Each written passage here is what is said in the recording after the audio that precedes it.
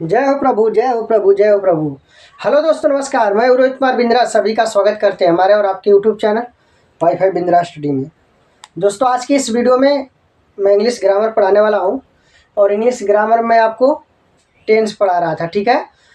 और दोस्तों, यहाँ पर मैं बताना चाहूँगा यह पार्ट नंबर कौन सा होगा, 77 होगा। इससे पहले हमने पार्ट नंबर 76 तक पढ़ा दिया है, ठीक है। इसका प्लेलिस्ट भी बनाया है। यदि दोस्तों आपके 12 टेंस नहीं आता है तो आप हमारे चैनल को सब्सक्राइब कर लीजिए और यहाँ से आप वीडियो देखना स्टार्ट करिए। आपके 12 टेंस पूरा क्लियर समझ में आ जाएगा, ठीक है। पूरा डिटेल में मैंने पढ़ा रखा है। तो आइए स्टार्ट करते हैं जल्दी से, ठीक है। हेडिंग क्या लिखा गया यहाँ पर देख सकते हैं, future continuous tense, future continuous tense, ठीक है।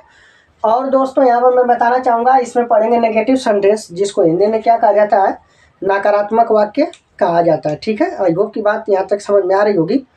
अब देखिएगा यहाँ से क्या मैंने लिखा है, नकारात्मक वाक्य बनाने का नियम मैंने यहाँ पर लिखा है, ठीक है। तो नकारात्मक वाक्य आ जाए प्रेजेंट नहीं फ्यूचर कॉन्टिन्यूअस टेंस में, अगर नेगेटिव सेंटेंस का वाक्य आ जाए तो उसको बनाने का जो स्ट्रक्चर होता है वह दोस्तों इस प्रकार होता है, ठीक है। सबसे पहले अपन कर्ता लिखेंगे, फिर सहायक क्रिया शैल या विल का प्रयोग करेंगे, फिर नॉट, फिर इसके बाद बी, फिर एम बी, आईएनजी, कर्म, अन्य बातें, ठीक है। लास्ट में खड़ी पाई आप देख सकते हैं। तो उदाहरण लेते हैं और आपके समझाते हैं।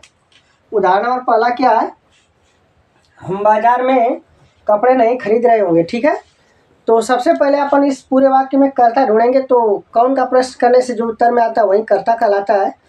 जैसे कौन बाजार में कपड़ा नहीं खरीद रहा है, हम, तो हम उत्तर में आ रहा है तो हम क्या कहलागा, कर्ता कहलागा। तो हम की अंग्रेजी लिखेंगे सबसे पहले, तो वी लिखेंगे, कर्ता हो गया वी, ठीक। कर्ता लिखेंगे तो यहाँ पर हमने कर्ता लिख दिया वी। इसके बाद सहायक क्रिया शैल का प्रयोग करेंगे, क्योंकि वी रहेगा तो सहायक क्रिया शैल का प्रयोग किया जाता है, ठीक है। फिर इसके बाद नंबर नाट का है, तो इसमें देखिए नहीं आया है। जब नहीं आया तो यहाँ पर आप क्या लिखेंगे, नाट लिखेंगे। इसके बाद बी लगाएंगे। इसके बाद मुख्य क्रिया का नंबर है, तो भाई देखिए खरीद रहे हैं, तो खरीदना का मीनिंग क्या होता है, बाई होता है। लेकिन आईएनजी जोड़ेंगे आप तो बाइंग हो जाएगा। क्या हो जाएगा, बाइंग, BUYNG, बाइंग, ठीक ना, बाइंग। इसके बाद लास्ट में क्या लिखेंगे दोस्तों, बाजार में कपड़े खरीदना था, तो यहाँ से हम लिखेंगे क्या, buying clothes, buying clothes, CLOTHES, buying clothes. और बाजार में है दोस्तों तो इन द मार्केट लिखेंगे। क्या लिखेंगे, इन the market, MARKET, in the market, full stop, ठीक है।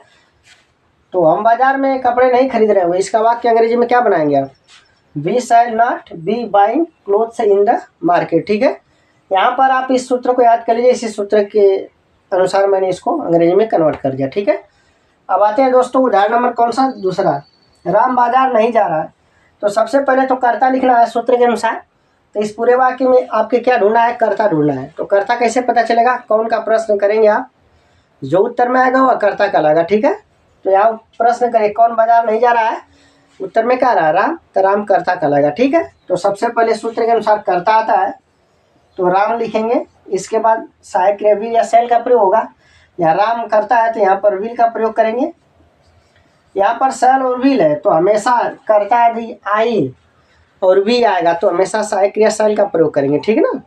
और बाकी अन्य कर्ताओं के साथ विल का प्रयोग करेंगे। बात समझ में आ रही है आपके, राम विल। इसके बाद दोस्तों नाट है क्या, इसमें नहीं है तो नाट लिखेंगे। नाट के बाद बी लिखा जाता है। इसके बाद मुख्य क्रिया जा रहा है और आईएनजी जोड़ेंगे तो गोइंग हो जाएगा। क्या होगा दोस्तों, गोइंग, ठीक है। गोइंग मार्केट, क्या लिखेंगे यहाँ पर, बाजार में ना, तो यहाँ पर लिखेंगे मार्केट, ठीक है। Going to market, going to market, full stop, ठीक ना। तो राम बाजार नहीं जा रहा होगा, इसका अंग्रेजी क्या बनेगा दोस्तों, इसका अंग्रेजी बनेगा Ram will not be going to market, ठीक है। आई होप की बात यहाँ तक समझ में आपके आ गई होगी। यहाँ तक नोट कर लीजिए, फिर 2 उदाहरण और आपके समझा देते हैं, ठीक है। हाँ तो दोस्तों उदाहरण नंबर तीसरा लेते हैं और आपके समझाते हैं, ठीक है। तो उदाहरण नंबर तीसरा देखिएगा क्या कर रहा है।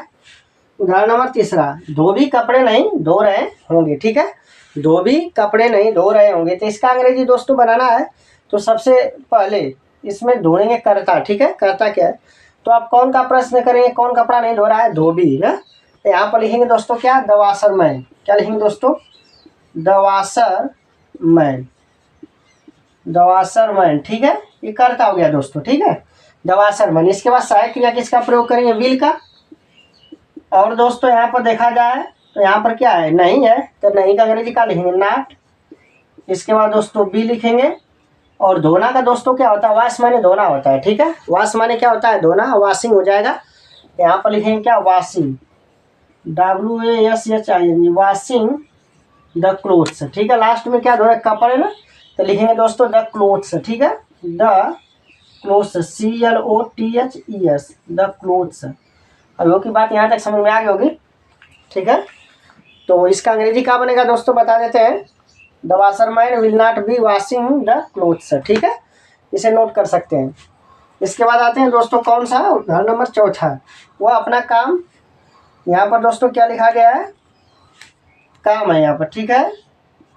वह अपना काम नहीं कर रहा होगा, ठीक है। यहाँ पर काम की बात कर रहा है तो करना वहाँ पर डू हो जाएगा, ठीक है। तो कौन काम नहीं कर रहा है, वह, तो वह का अंग्रेजी लिखेंगे सबसे पहले क्या होगा, इस ही होगा, क्या होगा दोस्तों, ही होगा, ठीक है। यहाँ पर सबसे पहले कैपिटल में लिखते हैं ही, ठीक।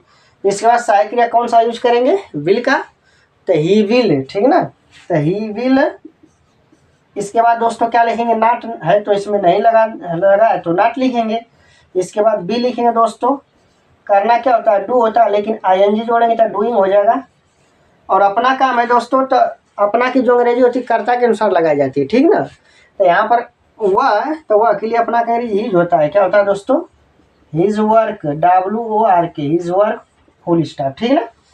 तो क्या बनेगा दोस्तों, ध्यान दीजिएगा, वो अपना काम नहीं कर रहा होगा, इसका अंग्रेजी बनेगा दोस्तों, he will not be doing his work. I hope की बात यहाँ तक समझ में आपकी होगी, आ गई होगी। हाँ तो दोस्तों आज की इस वीडियो में आपको क्या सिखाया, फ्यूचर कॉन्टिन्यूअस टेंस का नेगेटिव सेंटेंस का सूत्र क्या है, अर्थात स्ट्रक्चर क्या है, वो मैंने आपको बताया और कुछ उदाहरण बताए। उम्मीद है कि आपकी जरूर समझ में आ गया होगा, ठीक है। फिर मिलते हैं अगले वीडियो में। जय हिंद, जय भारत।